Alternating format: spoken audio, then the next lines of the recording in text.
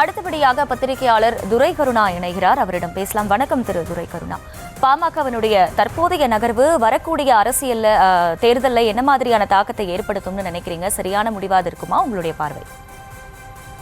பாட்டாளி மக்கள் கட்சியை பொறுத்தளவில் அந்த கட்சியை வன்னியர் சங்கம் என்று இருந்ததை பாட்டாளி மக்கள் கட்சி என்கிற அரசியல் அமைப்பாக தொடங்கி அதன் தலைமை பொறுப்பை ஏற்ற நிறுவன தலைவர் மரியாதைக்குரிய மருத்துவர் ராமதாஸ் அவர்கள், நானோ என்னுடைய குடும்பத்தை சார்ந்தவர்களோ நேரடி அரசியலில், அதாவது நாடாளுமன்றம் சட்டமன்றத்தில் என்னுடைய கால் படாது, என் குடும்பத்தினர் யாரும் அரசியல் தலைமைக்கு வரமாட்டார்கள் என்கிற உறுதிப்பாட்டோடு தான் தொடங்கினார்.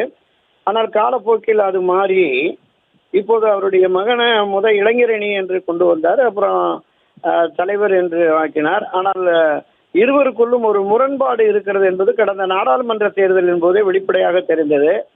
நாடாளுமன்ற தேர்தலின் போது அண்ணா திராவிட முன்னேற்ற கழகத்தோடு அணி சேர வேண்டும் என்று மருத்துவர் ராமதாஸ் ஒருபுறம் பேச்சுவார்த்தை நடத்த, என்டிஏ அணியிலே தான் நாம் இருக்கணும் அப்படின்னு சொல்லி மருத்துவர் அன்புமணி ராமதாஸ் ஒருபுறம் பேச்சுவார்த்தைகள் நடத்த இருவருக்குமே ஒரு பிரச்சனைகள் உருவானது. கடைசியில் டெல்லி செல்ல வேண்டும், டெல்லி அதிகாரம் வேண்டும் என்கிற உணர்வோடு திரு அன்புமணி எடுத்த முடிவு தான் சக்சஸ் ஆகி அவங்க என்டிஏ அணியில தான் இருந்தாங்க. அதைத் தொடர்ந்து இளைஞரணி நிர்வாகி என்று வருகிற பொழுது குடும்பத்திலேயே ஒருவரை எடுக்க வேண்டும் என்று அறிவித்த பிறகு கூட அந்த பொது மேடையிலேயே இரண்டு பேருமே கருத்து வேறுபாடை அவங்க வெளிப்படுத்திட்டாங்க. அப்போ கட்சியின் முன்னணியினர் அவங்க சமாதானப்படுத்தி மீண்டும் அது ஒரு இணக்கமான சூழல் சென்றதாக தெரிந்தது.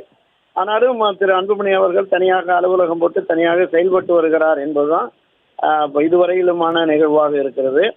இப்போது தலைவரை பதவியிலிருந்து அன்புமணி எடுத்துவிட்டு செயல் தலைவர் என்பது ஏற்கனவே ஒரு செயல் தலைவர். கடந்த பல ஆண்டுகளாக பாமகவின் தலைவராக இருந்த திரு ஜி.கே. மணி அவர்களை அந்த பொறுப்பிலிருந்து எடுத்துதான் தன்னுடைய மகன் அன்புமணியை கொண்டு வருகிறார். அவரை செயல் தலைவராக நியமித்திருந்தார் ஜி.கே. மணியை. இப்போ இரண்டாவது செயல் தலைவர்னா இந்த இரண்டு செயல் தலைவர்களுக்கும் இடையே இருக்கிற அந்த பிரச்சனைகள் எப்படி தீர்க்க போறாங்கன்னு தெரியல. இது அரசியலில் ஒரு வாரிசு அரசியலை கொண்டு வருகிற பொழுது ஒரு இணக்கமான போக்க முதல்ல அவங்களுக்குள்ள குடும்பத்துக்குள்ள பேசி முடிவு கொண்டு வந்திருக்கணும். மரியாதைக்குரிய கலைஞர் கருணாநிதி அவர்கள் 40-45 ஆண்டுகளாக அரசியல் பயிற்சி கொடுத்து திரு ஸ்டாலினை அரசியலுக்கு கொண்டு வந்ததுனால அது பெரிய அளவுல பிரச்சனைகள் உருவாகவில்லை. அப்போதும் கூட திரு மு.க. அழகிரிக்கும் திரு ஸ்டாலினுக்கும் இடையே ஒரு பிரச்சனை உருவானது. அது ஓரளவுக்கு சுமூகமாக தீர்ந்து போயிட்டு விட்டது.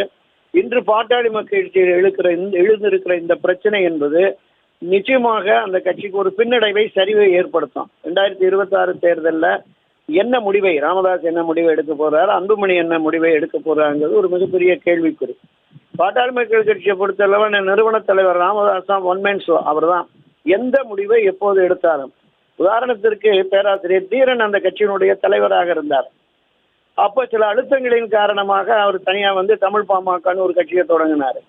அதன் பிறகு சில அழுத்தங்களின் காரணமாக இன்றைக்கு வாழ்வுரிமை கட்சியை நடத்துகிற வேல்முருகனும் பாமகவில் ஒரு முக்கிய எம்எல்ஏவாக இருந்தவர், முக்கிய பொறுப்பில் இருந்தவர், அவரும் வெளியேறிட்டார். இன்று குடும்பத்துக்குள்ளேயே ஒரு பிரச்சனை உருவாகி வெளியேறுகிற பொழுது அந்த கட்சி ஒரு பின்னடைவை நிச்சயமாக சந்திக்கும். இதை எந்த அளவிற்கு இதை தீர்க்க போகிறார்கள் அப்படிங்கிறது தான் ஒரு மிகப்பெரிய கேள்விக்குறியாக தான் இருக்கும் அப்படின்னு நம்புறேன் சகோதரர்.